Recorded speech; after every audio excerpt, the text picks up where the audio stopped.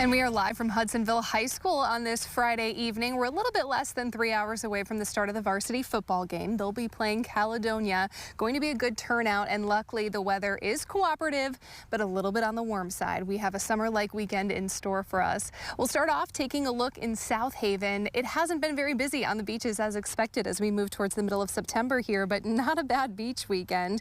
We have really calm waves out there. Winds have varied today, but primarily come from the south in the single digits at about 1 to 5 miles per hour. So if you're looking to sneak in another beach day, you'll have opportunities not only this upcoming weekend, but also into next week. A good sunset to watch as well.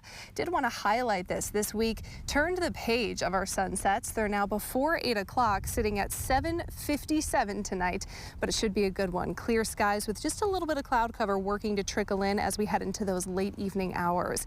Taking a look at Storm Track Live, we're finally actually seeing some pops of activity across the Midwest, something we haven't seen much of this week. That warm front off to our southwest is going to be the culprit of what could be just a few scattered showers as we move into our Saturday.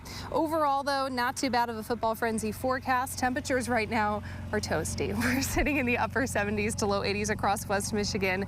We'll hover in the mid 70s for the start of that game and then slowly fall into those 60s as we move into the following evening hours, I should say. So let's look at our future cast here. This is our latest model run coming in just at about 4 o'clock. You'll notice it's not a washout by any means for Saturday.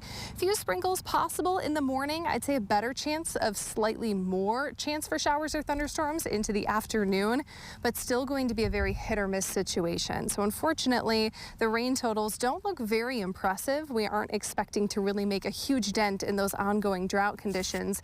In fact, you'll notice the more robust showers and thunderstorms, the heavier rainfall staying fairly far off to our west in areas of Wisconsin and Illinois.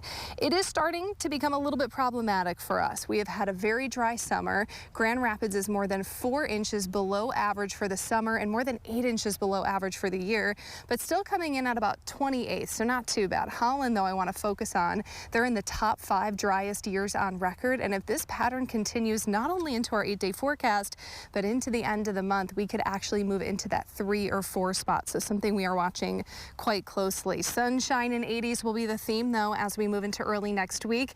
Even warmer than it's out there right now. Temperatures mid to upper 80s, which will get close to some of our records, but not necessarily a slam dunk. So tomorrow is actually the coolest day, or one of the coolest days that we have upcoming. 78 is your high with those scattered showers possible in the late morning as well as into the early afternoon. And then really every day will look and feel quite similar Sunday through Thursday. Highs in the mid to upper 80s with plenty of sunshine. We start to see signs of what cooler conditions by the end of the week.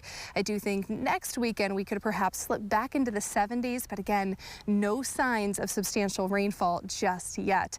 Again, a busy Friday evening with football frenzy. We'll have more coverage from sports and more updates about weather here all coming up in the next half hour.